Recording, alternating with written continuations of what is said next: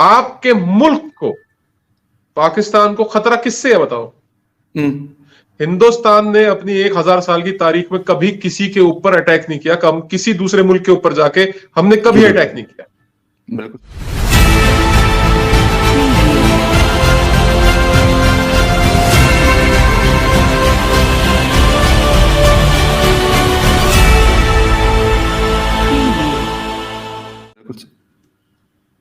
सैंतालीस की 48 की बात कर लो, तब भी पाकिस्तान की तरफ से कश्मीर में घुसने की कोशिश की गई थी। जी जी।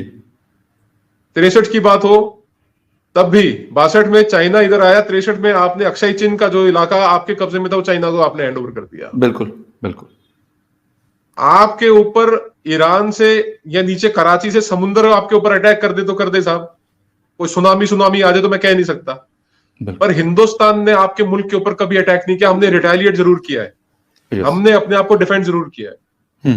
आपकी प्रायोरिटीज, मैंने आपको जो सबसे पहली बात हमारे आपके डिस्कशन में हुई थी फकर भाई, हमने कहा था कि हमारी प्रायोरिटीज में और आपकी प्रायोरिटीज में फर्क है। बिल्कुल। आप भूखे भी मरते होंगे ना साहब, आपका मुल्क के मतलब जो आपकी प्रायोरिटीज है, मेरा आपसे मेरी मुराद है, आपकी बात नहीं कर रहा मैं, पाकिस्तान की बात, आपके मुल्क की। जी जी बिल्कुल। आप भूखे भी मर रहे होंगे ना साहब, आप कहेंगे नहीं हम एक चोट और मारेंगे हिंदुस्तान को मरने से पहले।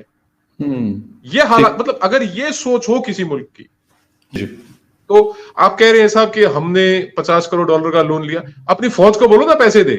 ये इतनी वो फौजी फाउंडेशन चला रहे हैं, इतने धंधे कर रहे हैं, इनको बोलो ना दे पैसा। पिज्जा भी बहुत बड़ा अच्छा पिज्जा भी बेचते हैं जी, बहुत बड़ा पिज्जा के मतलब आउटलेट्स भी है, तकरीबन मोर देन 100 आउटलेट्स भी हैं। उनको बोलो ना पापा जोन्स को कि थोड़ा सा पैसा इधर भी दो। आपके मुल्क के वजीर आजम को नान के रेट फिक्स करने पड़ते हैं, इनको बोलो ना पिज्जा खिलाए सबको। जरूरत क्या है, नान के ऊपर लगाओ चीज और पिज्जा खिलाओ सबको। देखो मेरे भाई, मेरा कहने का मतलब यह है कि पाकिस्तान के पास मोस्ट डेफिनेटली अपने सर्वाइवल के लिए दिक्कत है, और ये पैसा जो ले रहे हैं, अच्छा ये देखिए, अभी समझने की बात ये है, मैं चाहता हूं कि आपके साथ जो आपके जितने मेरे पाकिस्तानी भाई बहन है वो समझ ले इस बात को जी जी जी, कि आपने आज तक जितना पैसा यूज किया, मैंने अभी कहा ना कि ये गवर्नमेंट, हमारी जो गवर्नमेंट है वो रैशनल स्पेंडिंग कर रही है। रैशनल का मतलब जहां पे जिसकी जरूरत है वहां पहले खर्च। बिल्कुल बिल्कुल। हेल्थ पे, एजुकेशन पे, डेवलपमेंट पे, इंफ्रास्ट्रक्चर पे, इन पे पैसे खर्चो। जब कोविड सिचुएशन क्रिएट हुई, हमारी कंट्री में एक पीपीई नहीं बनता था सब, एक किट नहीं बनती थी, आज हम पूरी दुनिया को दे रहे हैं। हमारे पास वेंटिलेटर्स की कमी थी, आज हम सरप्लस में हैं। वैक्सीन दुनिया को अगर कोई दे रहा है तो हम दे रहे हैं। अरे हम लोगों ने लीड ली ना, हमारी प्रायोरिटी थी, हमने किया ना। आपकी प्रायोरिटी क्या है साहब, मैं बताऊं, आपसे बहुत दूर नहीं जहां पे आप रहते हैं। आपने दर्रे का नाम सुना, दर्रा आलम खेल? मैं बिल्कुल जाता रहता हूं, बहुत सारे दोस्त रहते हैं मेरे वहां पर। तो दर्रे की इंडस्ट्री क्या बताओ साहब आप मेरे को? असले की, आर्सनल, वेपन्स। ठीक है साहब, आप उनको एक वेपन, कोई भी अच्छे से अच्छा वेपन ला के दे दो, वो आपको 15 दिन में कॉपी बना के दे देंगे उसकी। यस बिल्कुल बिल्कुल। और कई बार वो कॉपी बेहतर होगी असली से। यस। ये दर्रे, आप लोगों ने साहब टेररिज्म एक्सपोर्ट किया, आप दर्रे में वेपन बना रहे, और वेपन किसको मारेंगे भाई? वो मजहब पूछ के या पासपोर्ट देख के गोली लगती है क्या? नहीं, गोली तो चली और लगी। यस। और अब आपका मुल्क खुद उस तकलीफ का शिकार हो रहा है साहब। आप कहते हैं कि आपके मुल्क के पास पैसा नहीं है, मैं बताता हूं, पाकिस्तानी आर्मी, आपकी जो आईएसआई है, जो आपकी आईएसपीआर है, आप लोगों का जो प्रायोरिटी है, आपकी जो प्राथमिकता है, वो हिंदुस्तान का नाश और सर्वनाश है। जिस दिन आपकी प्रायोरिटी शिफ्ट होगी और ये प्रायोरिटी होगी कि साहब हमने पाकिस्तान को एक प्रोग्रेसिव मुल्क बनाना है, उस दिन से आपकी डायरेक्शन चेंज हो जाएगी। ये दिशा की बात हो रही है ना, आपको दिशा परिवर्तन की जरूरत है, आपके मुल्क को दिशा परिवर्तन की जरूरत है। You need to change your direction. आपकी प्रायोरिटीज बहुत गलत है साहब, और ये बार बार नैरेटिव मैं आपको वाज़ेह तौर पे बता रहा हूं कि ना तो भारत की हमारी सरकार, ना हमारी भारतीय फौज आपके मुल्क को खाना चाहते, ना हड़पना चाहते। केवल जो हिस्सा आपने जबरदस्ती कब्जाया हुआ है वो आपसे वापस लेना है, खलास। और मैं सिख होने के नाते कहता हूं साहब, मैं सरदार होने के नाते कहता हूं, सुनिए, कि हमने इस बात को तस्लीम कर लिया कि करतारपुर साहब आपके पास है, ननकाना साहब आपके पास है, पंजा साहब आपके, हमने तस्लीम कर लिया इस बात। हम आएंगे, हम पासपोर्ट लेके आएंगे, वीजा लेके आएंगे, हम अपने गुरुओं के दर्शन करेंगे और आप वापस जाएंगे, कोई बात नहीं। वो आपका हक है, आपका बिल्कुल एक फंडामेंटल राइट है वो।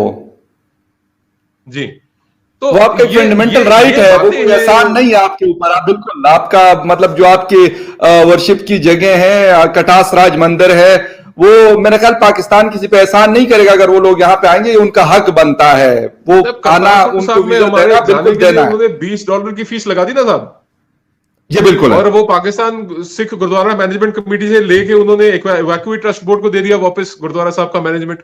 तो बहुत सारी चीजें हैं जो हम सोचते हैं कि साहब ये लोग पिन प्रिकिंग कर रहे हैं, सुइयां चुभो रहे हैं हमारे को। और वो ऑपरेशन टोपाज था ना साहब, ऑपरेशन टोपाज था ना सर जनरल हक का, यही तो था कि ब्लीड इंडिया बाय 1000 कट्स। जब आपकी प्रायोरिटीज ऐसी हैं साहब, तो हम क्या कर सकते हैं? अच्छा, ये सेम क्वेश्चन बहुत बहुत सारे लोगों से मैं यही सवाल करता हूं। सेम जो आप बात कर रहे हैं ना, जो आपकी बात है, मैं बिल्कुल उससे, मैंने कहा ना कि मैं उससे एग्री करूं या ना करूं, लेकिन आपकी बात है, आपका एक पॉइंट ऑफ व्यू और जेन्युइन भी है। लेकिन सेम यही पाकिस्तान में बात की जाती है कि भाई बलूचिस्तान में हालात खराब किए जाते हैं, वहां के लोगों को सपोर्ट की जाती है। कोई तो सपोर्ट करता है कि वो पाकिस्तान आर्मी के खिलाफ लड़ते हैं। यही सवाल आप उठाते हैं कश्मीर में कि कश्मीरी अगर लड़ते हैं इंडियन आर्मी के खिलाफ, तो लाजमी सी बात है उनको कोई बैकअप है तो वो लड़ते हैं। और बात अगर हम सीधी सी बात करें तो कहीं ना कहीं से होती है, तो तब जाके लड़ सकते हो। अगर मेरे पास गन नहीं होगी तो मैं किसी के ऊपर गोली कैसे चलाऊंगा? तो ये तो दोनों साइडों पे ये सवाल उठाए जा रहे हैं ना, आप भी उठाते हैं, हमारे यहां भी ये सवाल उठते हैं। देखिए फकर भाई, मैं आपको बड़े स्पष्टता से और बड़ी संजीदगी से ये बात कहना चाहता हूं जी जी, कि अगर आप ये सोचें कि कोई भी एक इंडिजिनियस कम्युनिटी है, आप बाकी तो कोई कौम नहीं है साहब, माफ करना, आप यूसुफजई हैं, आप पठान हैं, ठीक है साहब, आपके लिए सबसे पहले आपका जो यूसुफजई आपका जो ट्राइब है, कबीला, वो आप, उसके बाद आपकी अपनी जमीन, और उसके बाद आपके लिए कोई भी चीज हो, चाहे हिंदू मुस्लिम, कोई आपकी रिलीजियस आइडेंटिटी सेकेंडरी रहेगी साहब। यस, ऐसे ही सर बलोचों के लिए उनकी बलोच आइडेंटिटी जो है वो पहले है साहब। राइट, अगर आप अपनी आइडेंटिटी को रिस्पेक्ट करते हैं एज अ पठान, तो एज अ बलोच आपको रिस्पेक्ट करना चाहिए उनकी आइडेंटिटी को भी। और अगर आपको सिर्फ यूसुफजई होने के लिए, चाहे वो कोई और कबीला हो, अब तो खैर मेरा ख्याल काफी इखलाक हो गया है अफगानिस्तान में भी, और फाटा में जो अब आप फ्रंटियर प्रोविंसेस है उसके अंदर भी काफी इखलाक हो गया। आपस में ट्राइब्स का काफी आप लोगों ने अपने मसले मसाइल बैठ के सेटल कर लिए हैं, पुरानी दुश्मनियां छोड़ दी हैं काफी हद तक, और पीस काफी हद तक कम्युनिटीज के बीच में पीस आ गया है। पर अगर सिर्फ यूसुफजई होने के नाते से बिना किसी कसूर के अगर आपको मार दिया जाए, या आपके दादा को, भाई को, या बच्चों को कत्ल कर दिया जाए, तो वो जायज नहीं होगा। नंबर एक बात, बिल्कुल से, बिल्कुल। वैसे ही बलूचों को सिर्फ अगर बलूच होने के लिए मारा जाए तो वो भी जायज नहीं है, इट इज नॉट फेयर। और आपको याद होगा वो, मैं उनका मैं नाम भूल रहा हूं, वो हेलीकॉप्टर गनशिप से उनके ऊपर वो मुशर्रफ के बुख्ती साहब, नवाब अकबर खान बुख्ती साहब, नवाब अकबर खान बुख्ती साहब, नवाब अख्तर, हाँ, नवाब अकबर खान बुख्ती साहब, अकबर खान बुख्ती साहब को भी सिर्फ उनके एक सेंटिमेंट के लिए, बलोच सेंटिमेंट के लिए, अपनी जमीन से मोहब्बत करने के लिए, मोहब्बुल वतन होने के लिए, अपनी आइडेंटिटी से मोहब्बत करने के लिए उनको मार दिया गया था जी। और फोर्स डिसअपेरेंसेस की बात आपने खुद करी साहब, यस, अभी इसी डिस्कशन में।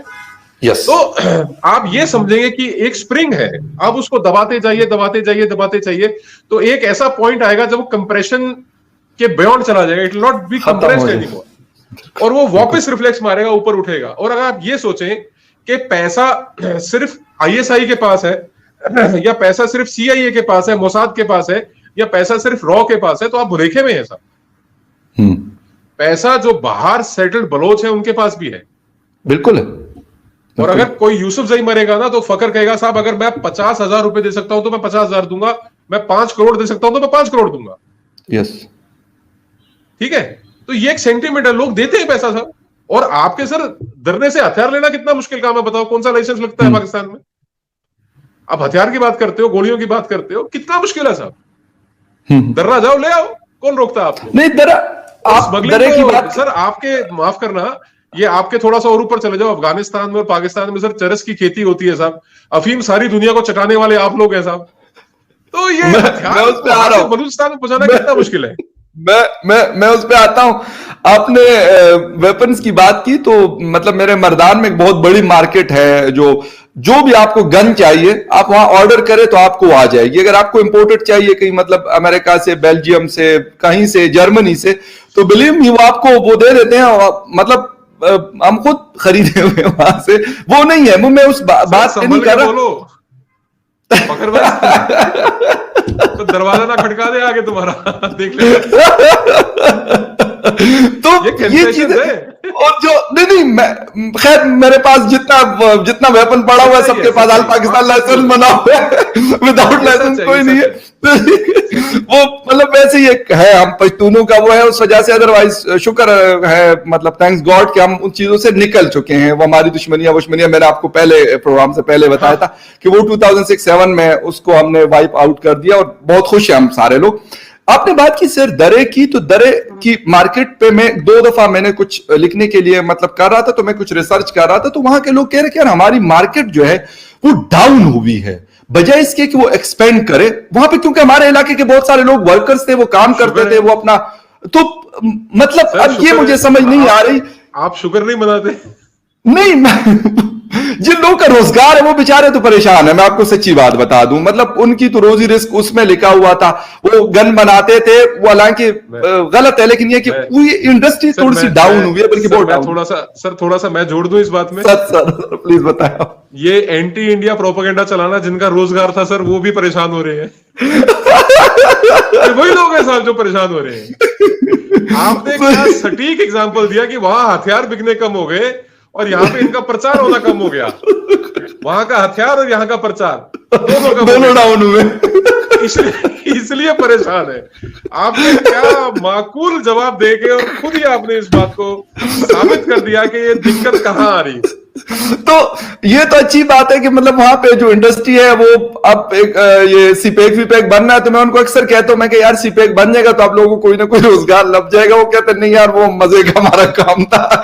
तो खैर ऑन ए लाइटर मूड में मतलब ये बात कर रहा था कि वो चीज खत्म हुई है, पता नहीं क्योंकि मैं उस पर अभी एक रिसर्च मेरी और रहती है उसके ऊपर की वजह क्या हुई है कि जो उनसे खरीदार थे वो क्यों कम हुए, इसके पीछे क्या चीज। चीनी है सर, चीनी, इसके पीछे चीनी है और सस्ते बेच रहे हैं।